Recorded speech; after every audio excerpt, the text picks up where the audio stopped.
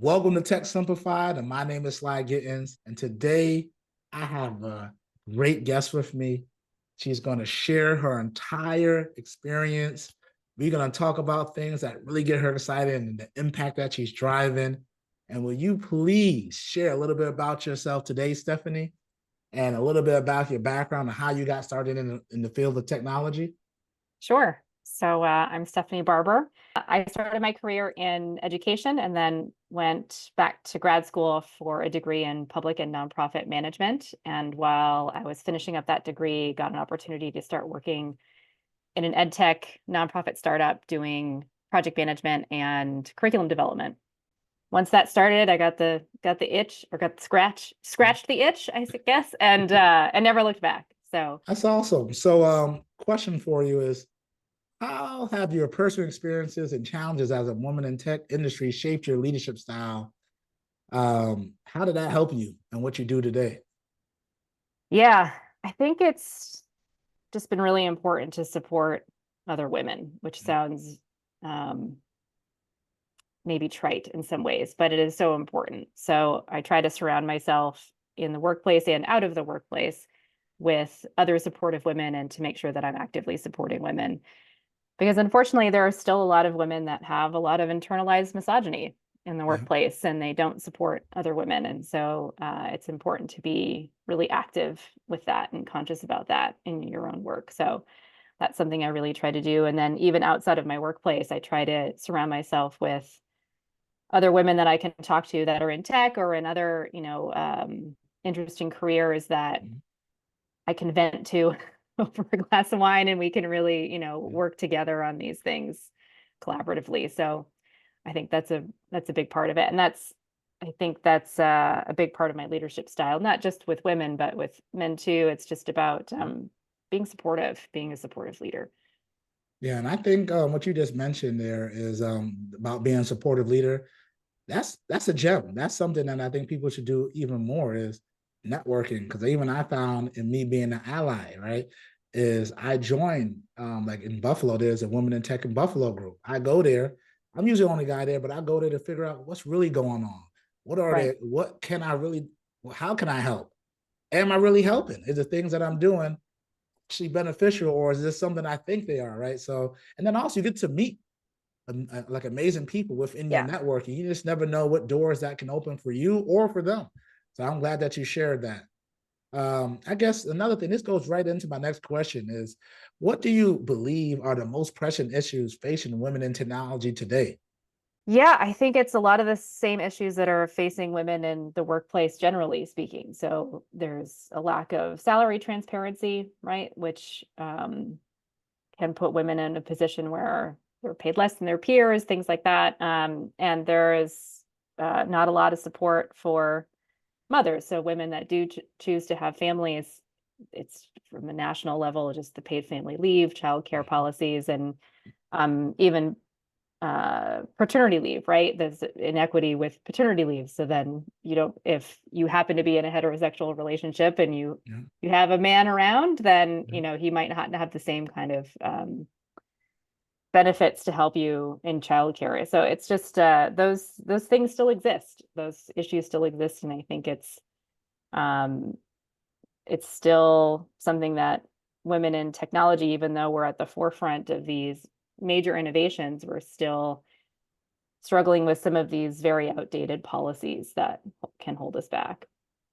yeah, I can definitely see that. That's why, like, I even started, this podcast, right, for my daughter, so you can change those in the future. But even right now, right, how can we be like myself? I try to be an advocate, right?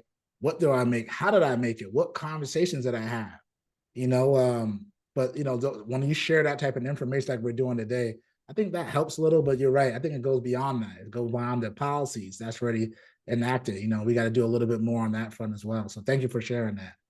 So I got Yeah, another question for you is, in your opinion, what are some of the key qualities that are necessary for women to succeed in leadership? I think a lot of the qualities that make, for good female leaders are the Yeah, qualities that make for good leaders, yeah, universally. But I think it's really about listening and empathy and uh, making confident informed decisions and proposals. So I think because of some of the structural barriers that women face, there's sometimes that women find themselves lacking in confidence, even if they're extremely well informed, they're coming up with strong decisions, they're reticent to propose them or to make those strong decisions. And I think trying to surround yourself with people that help you get out of that, and also encourage yourself, to make those confident and informed decisions. And I do, like I was talking about being a supportive leader, I think it's so important for leaders to have deep empathy for if they're creating products, who they're creating products for, and deep empathy for the people that they're working with and who their direct reports are, and listening, because when you listen to the people around you, you listen to your customers, you listen to all of that, that's where you get the ideas. That's where it's not just from us, it's about incorporating that knowledge, that wealth of knowledge from the people that report to us and the people that we're creating for. I mean, ask something more direct for you is, what's your leadership style? What's some of the qualities that you think sets you apart? I've been told that I'm a very empathetic leader. So I take a lot of pride in getting to know the people that I work with and getting to know my direct reports really well and caring deeply about them, which can be a lot. It's taxing to care a lot. Yeah. But I think that's what I bring to the table in a leadership role is showing real care for people. And that's when you get people to do their best work. Because when they feel supported and they feel cared for, that's when people really do the best work for you. And I think that's amazing, because I find, is even before this call, I was talking to one of my former managers, and she was actually on this podcast series too. Her name is Angel Grant. Very similar to you. First thing she did is get to know me at a personal level. It's like, what excites you? What motivates you? You even did it today. How old are your kids? What made you start this, right? You connected me instantaneously, right? Just asking me about my show, even though I'm here to interview you, right? I could just see you really do that. And I find like a lot of the leaders that I didn't have that well, as men or female, they never connected to me. They never even tried to learn why I was upset, right? They would make assumptions, right? And I think that's going to set you apart going forward, because even when I see leaders that are managing other leaders, and when you can see how they run the business, it trickles down. And then you see even the level 1 managers, level 2 managers start feeding off of that. So I'm glad you shared that. That's a really powerful tool, because a lot of people, it's hard to develop that, right? It's hard to be empathetic sometimes, I find, especially when I come from more like a tech background, right? I got to catch myself. My wife laughs at me, and my wife is by far more empathetic than I am, right? I got to ask myself, what am I feeling in this situation? I'm like, forget about what you're feeling, Sylvester. What's the other person? What are they feeling?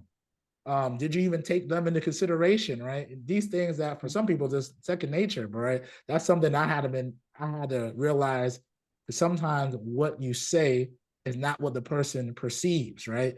Or you don't know. Like, I found that certain things could be triggering because of past experience, but if I would have talked to them, I would have known that, right? So again, I think that's definitely a superpower that you have. That's great. So this goes right into the next one. This is great. We set that up perfectly. What's some of your proudest accomplishments in your career? Say for me, it's the product that I'm working on right now. So I'm the product manager for reading.com, and I am so honored and privileged that I was able to be a part of the development of this product from the very beginning. So I started as a curriculum developer, curriculum manager, and curriculum director of this product, and then eventually moved into a product manager role. So I was able to be critical in its development of the curriculum, all the games, and building of the product itself, and now get to be part of the leadership guiding this product going forward. So it's huge for me to have that. I always say that it was my baby before I had my baby. So it's very satisfying to take something from just an idea to seeing actually actually getting launched and to see it grow is incredibly satisfying.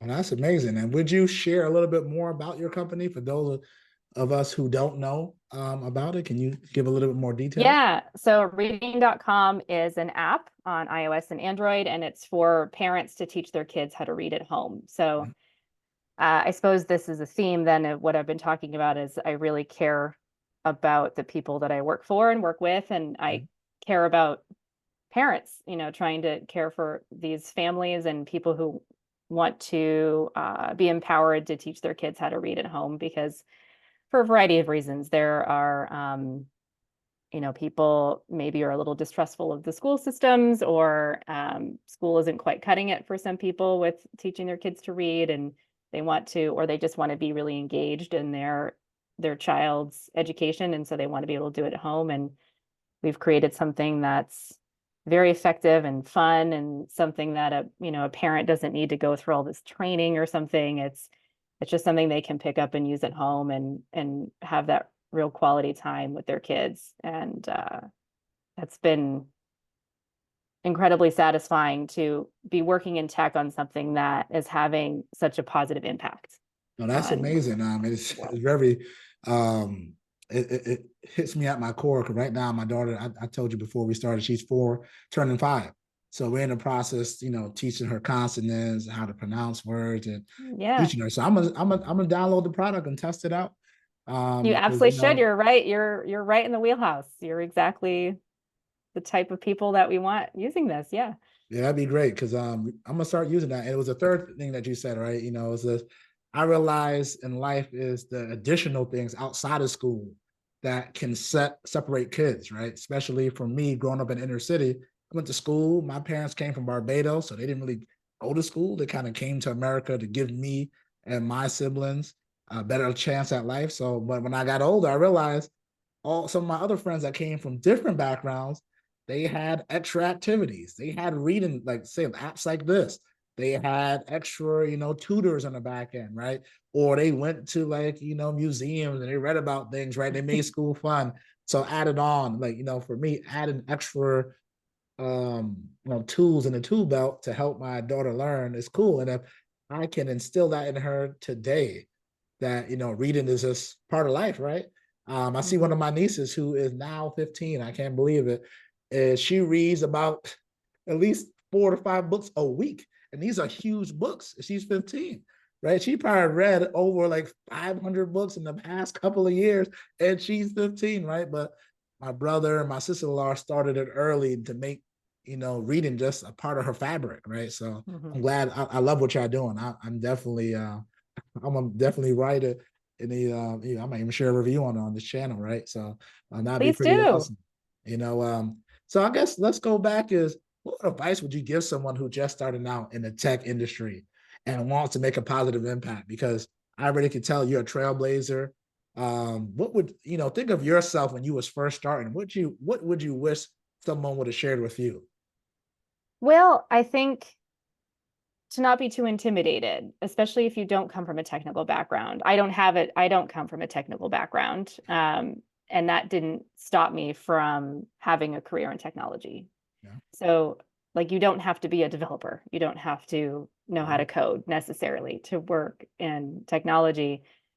If you can learn enough to be able to be participatory in those conversations, that's enough that really goes a long way. But your skills, your education, your background, whatever you're coming to the table with is often enough to get you a seat at the table in other roles. So it's not, you don't have to feel like you're limited if you don't have a technical background. So I think that's a thing to know going into it.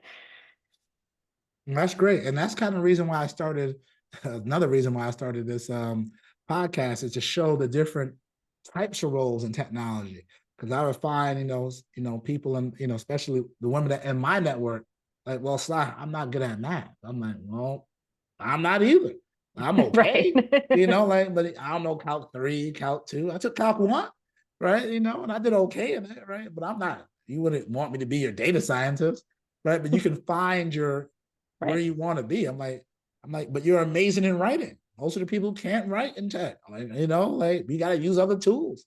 You could help rewrite all our stuff, right? Then you can learn the tech. I'm like, man, it can. I'm like, I see how you learn other things, so I can give you the manuals to read it and show you stuff online. And then I find the people who didn't come from the tech background would outperform people who did come in, because we had preconceived notions. We Mm-hmm. knew how it used to be, and they're looking at it fresh, or they bring in new skills, or even like I met one of my friends who's came from entertainment sector.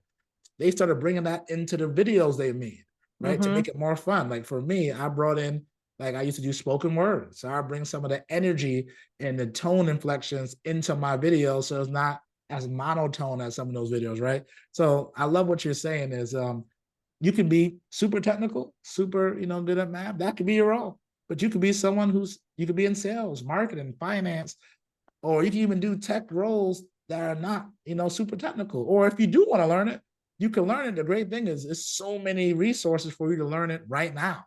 Right. Because what made me good yesterday, in this day and age, I'm already realizing my skills are starting to become a little bit dated. So I had to go back and learn AI and different principles, and I'm a rookie again, right? Because it changes so fast. So if you got the eager of learning, right, the excitement of learning, I think you'd be just fine. So I'm glad that you said that. That's really I mean, spot on. So now as a leader in the tech industry, how do you balance that professional and personal life? And what practices that have you found at maintaining that balance? And I know it's hard because I know me as a dad, some days I'm an amazing dad, right? And then some days I'm not so good because I'm focused on work. And the pendulum was always swinging. I'm trying to make sure, my kids is always first. It's funny. I'm looking directly at my affirmation and I say that, but some days it doesn't feel that way. And I'm realizing, that's going to happen, right? But as long as you have that, for me at least, have that at top of mind, I use that how to prioritize things I say yes to and things I say no to, right? So, Mm-hmm. but anyway, what's your thoughts about that, Stephanie? Oh, I'm in the same boat as you. I was looking at this question and thinking, balance? What's balance?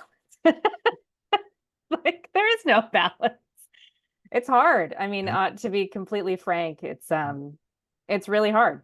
yeah, And there are, especially when you're a parent, but I think even for people who aren't parents, I think it's can be a struggle when you're trying to be really successful in both areas of your life, your personal and yeah, your professional life. And like you said, I think especially now, the way things are changing so rapidly, it's so important to be eager to learn and to continue to be growing as a person professionally and personally. But yeah, it takes up a lot of time to continue to expand and grow. And right now where I'm in my role and where our product is, I mean, to be honest, there's a lot of working after the baby's asleep. There's a lot of weekend time, but I just try to be, there's a lot of the baby doesn't have a great homemade lunch going to daycare every day. Like, there's certain things that just slip through the cracks, and just trying to be um kind to myself and give myself some grace that I'm not alone, right? There's a lot of parents that are going through the same thing, like you were just saying, where, some days you're crushing it at work and some days you're crushing it as a parent. It's rare that you can hit a 10 on both every day. yeah, So you give yourself some grace and do the best that you can. And I think it's also important, if you have the benefit of having a partner, that you try to really foster a very equitable relationship with that partner. So yeah, I'm pretty lucky to have a husband who is, we have a very equitable relationship in home. So we're both really making it happen to, crush the home life together so that we can both also be productive in our professional lives. And I think that's great if you can yeah. do that, if you have that support. Correct. And then that's the same thing. My wife is a rock star, right? She kind of takes care of the home. She chose to stay home. My wife got 2 masters at 25. So I'm like, you sure you want to stay at home with the kids? She's like, yeah. I'm like, are you sure? I'm like, because that brain power could be used over here. But she's like, I love this. I want to do it. I'm like, all right, I'm Yeah. in. right? So, but I also realized like she ended up starting a business on the side, right? Where she does that. I'm like, all right, what you need, right? Oh, I need you to do X, Y, and Z. So now we just kind of work together. Like, if you have that, I just try to communicate more often, especially when we went from one kid to two kids, right? It's just more communication on what needs to get done. And I realized that, maybe I'm going to be the rock star before work. So she gets some extra Z's in, right? I know she wants to Mhm. go to the gym right when I get out of work. So what I'll do is just at 5:30, I know, all right, that's my last call. Wife got to go to the gym. I'm gonna be a rock star, put the kids down and everything. And I might have to put in a couple of hours after work, right? Right. Right. So you kind of pick your battles where you want to be. And and I just try my best now to cut down on things I say yes to, right? I used to go to all the meetups and all those things. Mhm. Now I gotta pick and choose. Maybe if it's online, I'll go to that one, right? So I just gotta pick and choose, right? And then, like you said, it's communicating. And if you don't have that, right, try to find ways to put systems in place if you can, right? I know it's easier said Right. than done, right? So that's something I've been trying to do, like my systems. What are our systems? How do we do it? Can we automate it? If you have a little bit more income, can you outsource it, right? Those are the questions my wife and I started talking to, right? And again, if you could do that, that's great. If not, you're not alone, right? Definitely talk, try to join like some even dad chats I go into and I'd say like, hey Mhm. man, how you dealing with this, guys? Oh, Sly, you never heard about this, right? So if you can find those type of chats, they're pretty helpful. And also like I'm gonna be transparent. I'm a big person for therapy. I went Oh, there because love it. I was getting my butt kicked at being a dad, right? And I'm like, man, I'm supposed to be, I wrote the book for my daughter. I'm supposed to be great, but I don't feel good about this. Like Sly, what are you doing, right? And it helped me come up with different strategies on how to prepare today and how I look at things, my perspective, right? So Mhm. I definitely can't say enough of therapy too, if you're out there. So Oh, anybody who knows me knows that I'm all, I think everybody should be in therapy. yeah. I think Same it's here. You need wonderful. it. Yeah. Like I grew up in a Caribbean household. They do not, at least the old school Caribbean folks that I grew up with, they don't understand it. But I was like, I'm gonna try it out. So I Mhm. tried it out. It was the best thing I ever did, man, because it helped me just Oh, yeah. get new approaches to problems, right? That I didn't Yeah. realize it was things in my past that was making me do these things, right? Like to me, it's like coding almost, right? If you want the code to act a certain way, you gotta make sure the Mm. messaging is the correct way, Mhm. right? So, but we getting close to the end. One thing I wanted to talk about is what would you like to share with women in the tech industry who may be facing obstacles or doubting their ability to succeed? And that goes for men too. That imposter syndrome, I deal with it a lot, and especially with Mhm. the new roles as you go throughout your career, you take on new opportunities. Even shared it with you when I started this podcast. Like, can I even do this podcast? And if I do, Mm. how do you do that? What would you like? How would you answer that question? Yeah, I mean, it's again, easier said than done, or easier to, you can, your brain can logic it, but it's hard to internalize it. But Yeah. trying to remind yourself that the imposter syndrome has nothing to do with you, that it's everything to do with the structures that have been built around us that make us feel that way, and to try to just push past it, to really do everything, surround yourself with people that are supportive, that can help you push through that imposter syndrome, and really keep your eye on the prize if you're facing some obstacles and you're doubting yourself, to try to keep your eyes on the prize and endure. And I've also found, when if you struggle to advocate for yourself, which I think is pretty common, people can struggle to advocate for themselves, that it's easier to advocate for others first, which I feel like you're a perfect example of this. You were talking about, this is how you started this podcast. This is what you want to advocate for others. And I think that's when we direct our energy into advocating for others, it flexes that muscle. It gets us used to it, so that then when we have to advocate for ourselves, it's a little bit easier. We're better at it. So that can be where you put your focus to. No, that's excellent. Yeah, especially advocating for others. Also, if you got to like to call up your board of directors, if you got some people in your corner um, that you can Yeah. talk to them. It could be your mom, it could be your dad, it could be your spouse, it could be a friend, it can be someone that you just have a good conversation that's going to give you the real and uncut, right? And then also you just gotta also be. I realize being kind to yourself, like think about all the small obstacles and large obstacles you already overcame. So this is Yes. just another one in there. And even if like you don't, do you really fail or do you learn, right? You know, even things where Mm-hmm. jobs that I took that I didn't do well in, I learned and I was able to apply it to my next role, right? Mm-hmm. You know, so that's one thing I would add on there. So Stephanie, it's been absolutely fantastic speaking with you. I want people, if they want to connect with you, how can they go ahead and do that? What's the best network, social network to reach out to you on? I suppose for me, maybe on LinkedIn, Yeah. and it's probably the best. My other social channels are mostly just pictures of my baby. So Okay. Yeah. professionally, it'd be great to Yeah. connect with me on LinkedIn. And then obviously check Yeah. out reading.com, and Yeah. that's where so much of my energy goes. So I'd really like people to check it out, and they Yeah. can follow all our socials there too.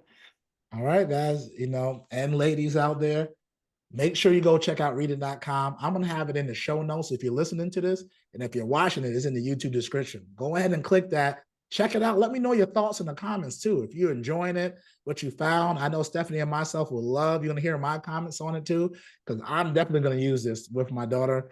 So until next time, Sly Gittins and Stephanie are out. Peace.